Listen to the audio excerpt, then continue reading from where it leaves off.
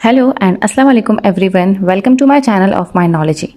आज इस वीडियो में आपको मैं बताने जा रही हूँ कि साइकोलॉजी और मेंटल हेल्थ के बारे में एक आम इंडिविजुअल को जानने की क्यों ज़रूरत होती है।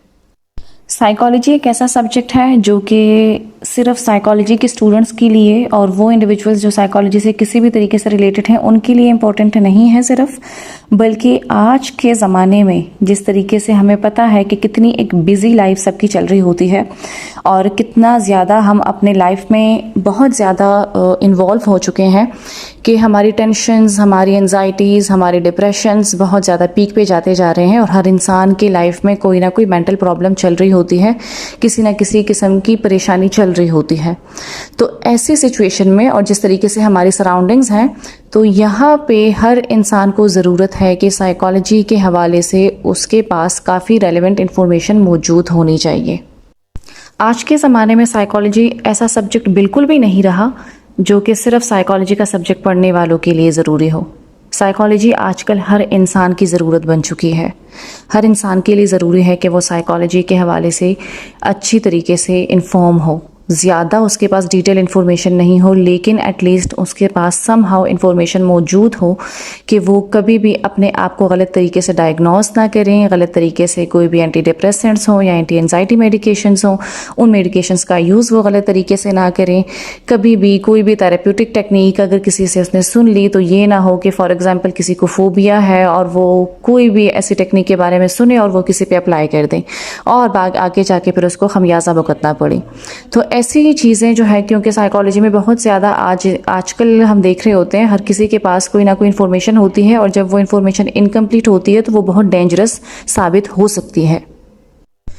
तो इसलिए ज़रूरी होता है कि हमारे पास साइकोलॉजी से रिलेटेड जो भी इन्फॉर्मेशन आ रही है वो एक्यूरेट हो और हमें पता हो कि हमने उसको आगे जाके कैसे यूज़ करना है। आजकल के ज़माने में आप बिल्कुल अच्छे तरीके से सुन रहे होंगे, कोई कह रहा है मुझे डिप्रेशन है, तो कोई कह रहा है कि मैं तो फोबिया से सफ़र कर रही हूँ, कोई कहता है अच्छा मेरी सिस्टर है जिसको एंजाइटी डिसऑर्डर है, कोई कहता है मैं तो ऑब्सेसिव कंपल्सिव डिसऑर्डर का शिकार हूँ, कोई कहता है भी मैंने रास्ते में किसी को देखा जो कि शिज़ोफ्रेनिक था। तो ये मुख्तलिफ़ किस्म की साइकोलॉजिकल टर्म्स हैं जिसका आजकल हम बहुत ज़्यादा यूज़ कर रहे हैं। हालांकि अगर आप उनसे पूछें कि क्या है ये शिज़ोफ्रेनिया, तो वो बहुत इररेलेवेंट तरीके से आपको एक्सप्लेन करके बताएंगे, लेकिन वो किसी पे टैग लगा रहे हैं शिज़ोफ्रेनिया का, जो कि एक बहुत सीवियर मेंटल कंडीशन है। वो अपने आप को डिप्रेशन का मरीज़ बता रहे हैं, लेकिन अगर आप उनसे पूछें कि डिप्रेशन क्या है, उनके लिए डिप्रेशन सिंपली ये है कि अगर आज उनका मूड अच्छा नहीं है, आज उनका काम में दिल नहीं कर रहा, वो अपने आप को डिप्रेशन से डायग्नोस कर देंगे। अच्छा, इसके अलावा अगर फॉर एग्जांपल मुझे छिपकली से थोड़ा सा डर लगता है और मैं जो है, क्योंकि मैंने फ़ोबिया के बारे में सुना है कि फ़ोबिया क्या होता है, लेकिन मेरे पास इनकम्प्लीट इन्फॉर्मेशन है, तो मैं अपने आप पे टैग लगा दूंगी कि मुझे तो छिपकलियों से फ़ोबिया है। सो ये चीज़ें क्या है, ये हमारी इनकम्प्लीट इन्फॉर्मेशंस होती हैं और उस बेसिस पे हम अपने आप को गलत तरीके से डायग्नोस कर रहे हैं। आजकल हर किसी से पूछे तो हर कोई ये कहता फिर रहा होता है मुझे फोबिया है, मुझे डिप्रेशन है। और ये जो टर्म्स होती हैं, ये साइकोलॉजिकल डिसऑर्डर्स जो हैं, आपको बिल्कुल भी अंदाज़ा नहीं होता कि आप किस तरीके से ख़ुद को नुकसान पहुंचा रहे हैं जब आप अपने आप पे किसी भी गलत डिसऑर्डर का टैग लगाते हैं।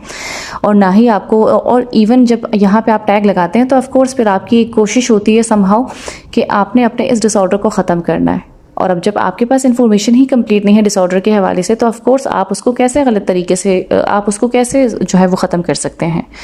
आप इवन अगर इंटरनेट भी सर्च करते हैं तो यहाँ पे भी आपको कोई ऐसी टिप पता चलती है जो कि डिप्रेशन के किसी भी स्पेसिफिक टाइप की ट्रीटमेंट के लिए यूज़ की जाती है। लेकिन अगर आपको वो डिप्रेशन है ही नहीं, आपको वो बीमारी है ही नहीं जिससे आपने खुद को डायग्नोस किया है, तो उसके हवाले से आप जो अपने आप को थेरेपी देने की कोशिश कर रहे हैं, ऑफकोर्स वो बिल्कुल भी आपके लिए बेनिफिशियल नहीं हो सकती।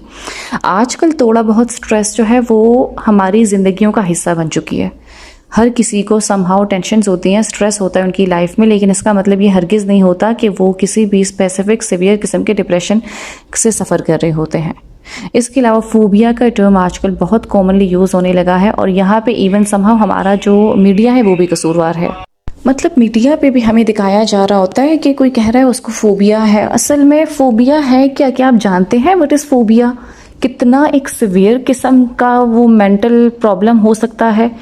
आप अगर कहते हैं कि आपको ऊंचाई से डर लगता है और आप अपने उस कॉमन से डर को फोबिया का नाम दे देते हैं, तो आप को यहाँ पे पता ही नहीं है कि फोबिया कितनी सीवियर कंडीशन है।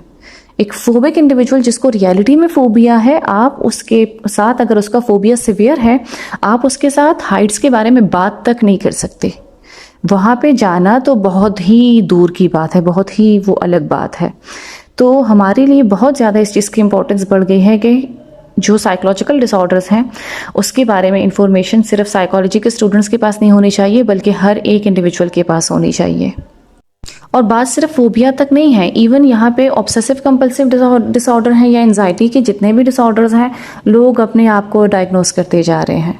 और सिर्फ डायग्नोस करने की हद तक बात होती तो चले फिर भी ठीक था, लेकिन वो इससे आगे भी जाके स्टेप्स ले रहे हैं। वो खुद से देख रहे हैं कि अच्छा अगर मुझे ये डिसऑर्डर है जो कि उन्होंने गलत तरीके से अपने आप को डायग्नोस किया है, वो उसके हवाले से मेडिकेशंस ढूंढ रहे हैं और वो ले रहे हैं,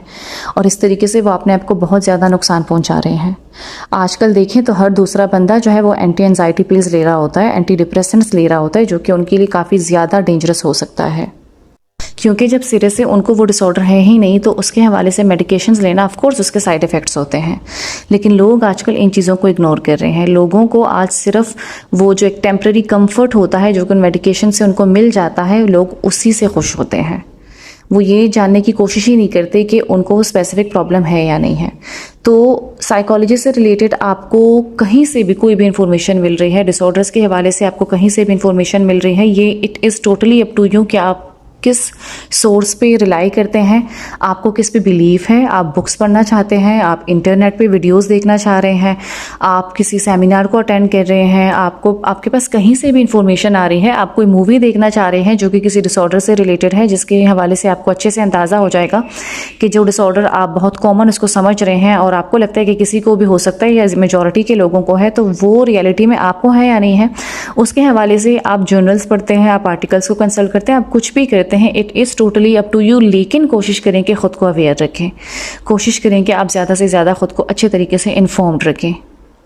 और यहाँ पे जो हमारी लैक ऑफ अवेयरनेस है वो सिर्फ एंजाइटी और डिप्रेशन तक महदूद नहीं है, बल्कि इवन जो मज़ीद सीवियर किस्म के डिसऑर्डर्स हैं, लाइक जैसे कोई न्यूरोलॉजिकल प्रॉब्लम्स हैं जो कि काफ़ी ज़्यादा और भी उसमें सेवेरिटी आ जा सकती है, और ऑटिज़म हो सकता है, और कोई ऐसे स्पेसिफिक जो हमारे लर्निंग डिसऑर्डर्स हैं वो हो सकते हैं, तो लोग बहुत आसानी से उनको भी डायग्नोस करते जा रहे हैं। इवन शिज़ोफ्रेनिया को लोग आसानी से डायग्नोस कर रहे हैं। किसी भी इंडिविजुअल को देख लें, वो अल्कोहल का जो है वो यूज़ हो सकता है, सब्सटेंस का कोई भी यूज़ हो सकता है जिसकी वजह से वो शिज़ोफ्रेनिक सिम्टम्स आपको नज़र आ रहे हैं, लेकिन ज़रूरी नहीं है कि वो शिज़ोफ्रेनिया हो। और ऐसे प्रॉब्लम्स हो सकते हैं जिसकी वजह से वो ज़रूरी नहीं है कि शिज़ोफ्रेनिया हो, लेकिन लोगों को लगता है कि वो है। लाइक फॉर एग्जाम्पल, अगर मेरी एक आदत है कि मैं खुद से बातें कर रही हूँ और वो टोटली नॉर्मल है, क्योंकि ना मेरी लाइफ उससे डिस्टर्ब हो रही है, ना किसी दूसरे की लाइफ उससे डिस्टर्ब हो रही है। लेकिन अगर किसी तीसरे ने मुझे देख लिया है कि मैं खुद से उस वक्त बात कर रही हूँ, क्योंकि सेल्फ टॉकिंग आजकल एक नॉर्मल चीज़ है और इवन हम नॉर्मल इंडिविजुअल्स में देख रहे होते हैं वो कर रहे होते हैं, तो कुछ लोगों की आदत होती है, लेकिन वो चीज़ें उनकी लाइफ को डिस्टर्ब नहीं करी। क्योंकि कोई भी मेंटल डिसऑर्डर जो है, आप उसको तब डिसऑर्डर कहते हैं जब आप खुद डिस्टर्ब हो रहे होते हैं उस चीज़ की वजह से, या कोई दूसरा उसकी वजह से डिस्टर्ब हो रहा होता है। लेकिन अगर आपकी पर्सनल लाइफ, आपकी ऑक्यूपेशनल और सोशल लाइफ डिस्टर्ब नहीं हो रही, ना ही किसी दूसरे की हो रही है आपकी वजह से, तो इसका मतलब है आप नॉर्मल हो, आप किसी डिसऑर्डर से सफ़र नहीं कर रहे। लेकिन अगला बंदा आपको देखता है और वो आपको शिज़ोफ्रेनिक समझ लेता है, तो ये एक बहुत ही सीवियर किस्म की गलती कर रहा होता है वो। तो इसीलिए हमारे लिए बहुत इस चीज़ की ज़रूरत है कि हम अपने साइकोलॉजी के हवाले से जहाँ से भी हमें इंफॉर्मेशन मिल रही है हम उसको हासिल करते चले जाएँ, क्योंकि ये आपके लिए भी बहुत ज़्यादा बेनिफिशियल है और आप जिस सोसाइटी में रह रहे हैं उसके लिए भी बेनिफिशियल है। सो आज की मेरी वीडियो बनाने का यही मकसद था, आपको मैं बता सकूं कि आपके लिए साइकोलॉजी और मेंटल हेल्थ से रिलेटेड, मेंटल डिसऑर्डर से रिलेटेड इन्फॉर्मेशन हासिल करना कितना ज़रूरी है। सो हासिल कीजिए ऐसी इन्फॉर्मेशन, जिस सोर्स पे भी आप रिलाई करते हो, जिस सोर्स पे भी आप बिलीव करते हो, वहाँ से हासिल कीजिए, लेकिन ज़्यादा से ज़्यादा कीजिए। हरगिज़ ये मत समझें कि आपको आगे साइकोलॉजी नहीं पढ़नी तो क्यों आप साइकोलॉजी से वेल इन्फॉर्म्ड रहें। आपके पास माइंड है, आपके पास बिहेवियर है, आपके पास पर्सनैलिटी है, आपके इमोशंस हैं, तो इसका मतलब है आपको साइकोलॉजी की ज़रूरत है, क्योंकि साइकोलॉजी जो है वो आपके बारे में ही है, आपकी मेंटालिटी, आपके बिहेवियर, आपके इमोशंस, आपकी थिंकिंग के हवाले से ही ये एक ऐसा सब्जेक्ट है। तो आपके पास वो सारी चीज़ें हैं, तो इसका मतलब है आपको साइकोलॉजी की ज़रूरत है। Okay, thank you.